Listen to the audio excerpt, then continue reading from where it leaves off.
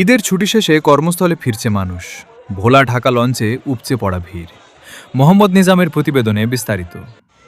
পবিত্র ঈদুল আজহার ছুটি শেষে কর্মস্থলে ফিরতে শুরু করেছেন হাজারো মানুষ। গ্রামাঞ্চলে পরিবারের সঙ্গে ঈদের আনন্দ ভাগাভাগি করে এখন আবার জীবিকার তাগিদে শহরমুখী হচ্ছেন তারা। এতে ভোলা ঢাকা নৌপথে চলাচলকারী লঞ্চগুলোতে দেখা গেছে উপচে পড়া যাত্রীদের ভিড়। মঙ্গলবার ৯ জুন সকালে ভোলার ইলিশা ঘাট থেকে ঢাকার উদ্দেশ্যে ছেড়ে যাওয়া এমবি আসা যাওয়া লঞ্চে সরেজমিনে গিয়ে এমন চিত্র দেখা যায়। সকাল 7:30টায় ছেড়ে যাওয়া লঞ্চটিতে ধারণ ক্ষমতার তুলনায় অনেক বেশি যাত্রী ছিল। লঞ্চের ডেক, কেবিনের সামনের অংশ ও চলাচলের পথগুলোতেও যাত্রীদের অবস্থান করতে দেখা গেছে। ঈদের প্রায় 12 দিন পার হলেও কর্মস্থলে ফেরা মানুষের চাপ কমেনি। অনেক যাত্রী জানান, সরকারি ও বেসরকারি বিভিন্ন প্রতিষ্ঠানের ছুটি শেষ হওয়ায় তারা ঢাকাসহ দেশের বিভিন্ন শহরে ফিরছেন। ফলে প্রতিটি লঞ্চেই যাত্রীদের ব্যাপক চাপ লক্ষ্য করা যাচ্ছে।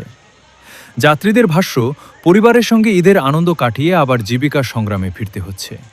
পরিবার পরিজনের মুখে হাসি ফোটাতে জীবনের তাগিদে এক প্রান্ত থেকে অন্য প্রান্তে ছুটে চলছেন তারা।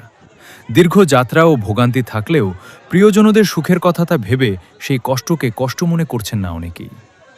লঞ্চ সংশ্লিষ্টরা জানান, ঈদের আগে যেমন ঘরমুখ মানুষের চাপ ছিল, এখন তেমনি কর্মস্থলমুখী যাত্রীদের ভিড় বেড়েছে।